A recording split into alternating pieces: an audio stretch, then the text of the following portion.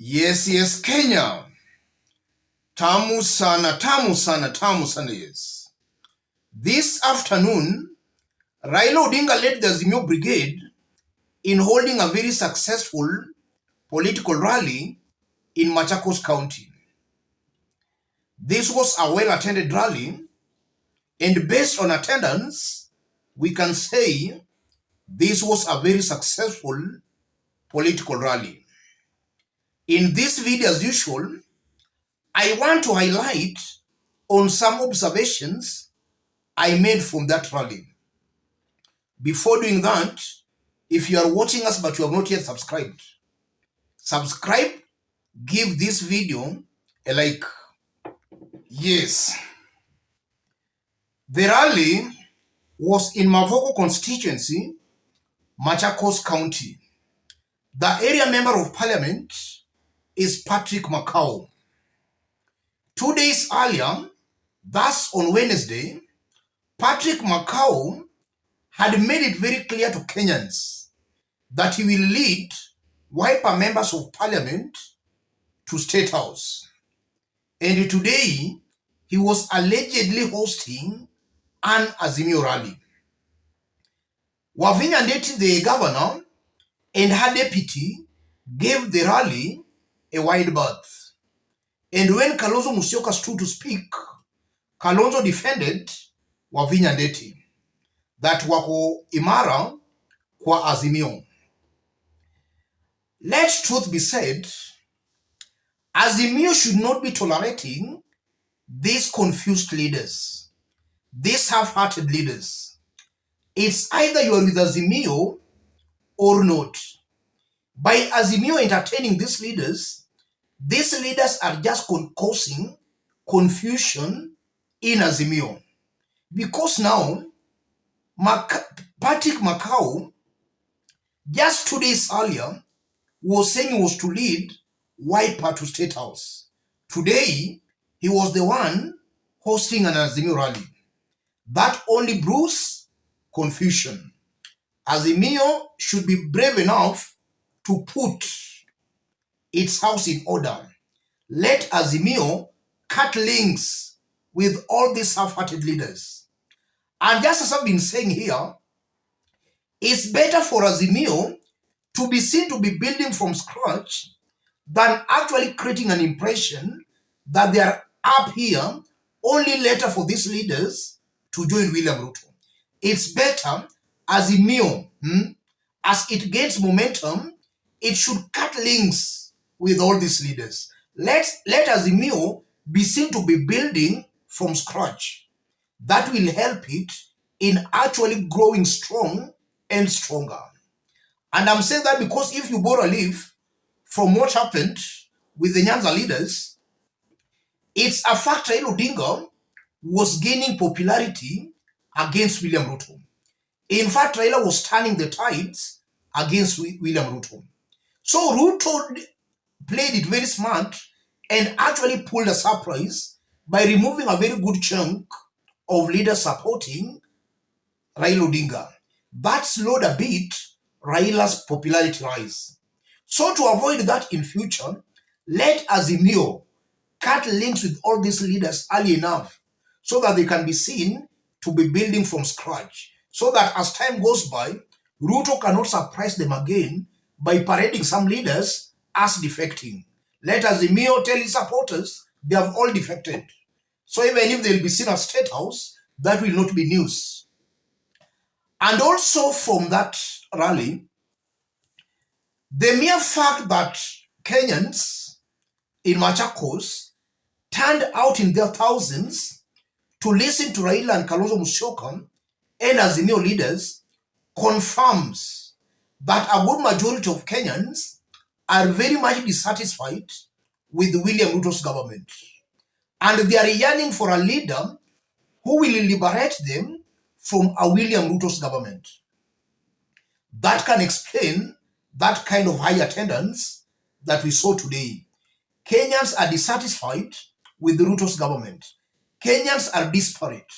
They are yearning for a leader who will liberate them from this insensitive government.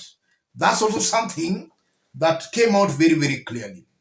And also from that rally, I saw Enoch Wambua, Kitui Senator, leading the crowd in making some declarations that now from today, we will stick and adhere and support Azimio.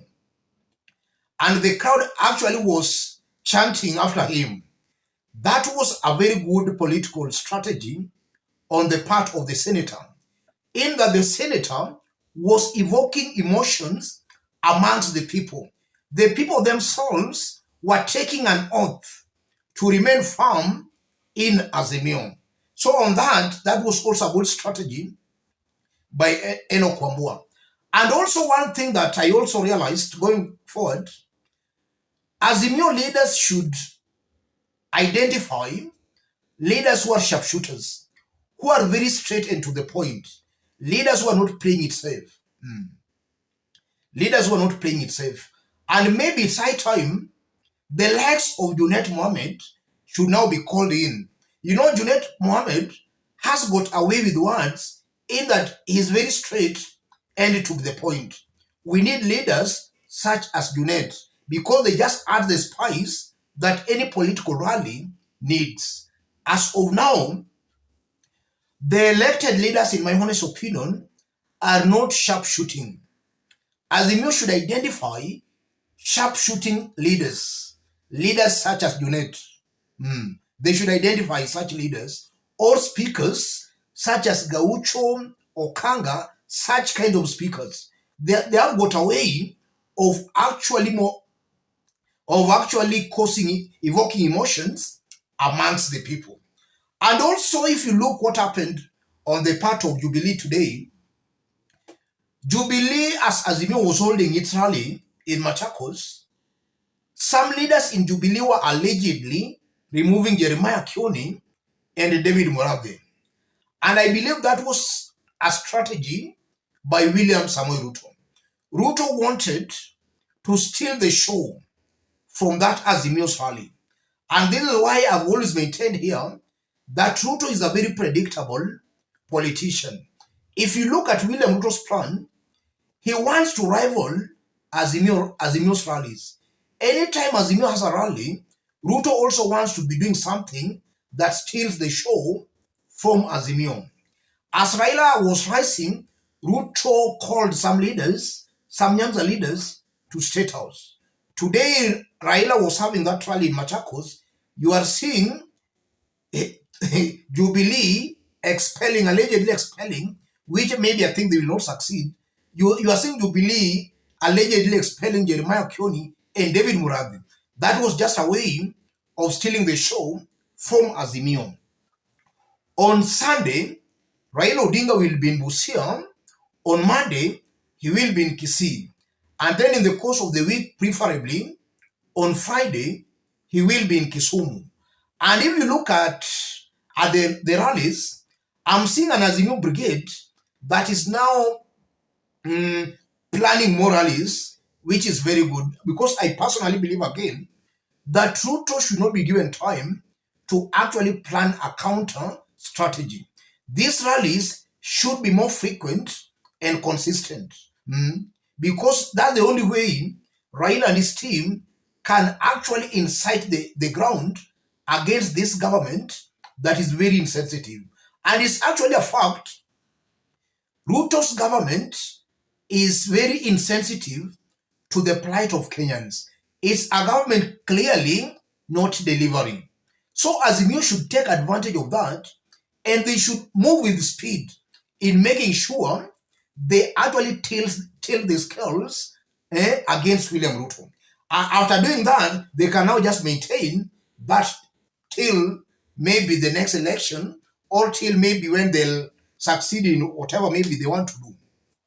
Let me stop it there, ladies and gentlemen. But just as I did indicate when we were starting, if you are watching us here, but you have not yet subscribed, kindly subscribe, give this video a like.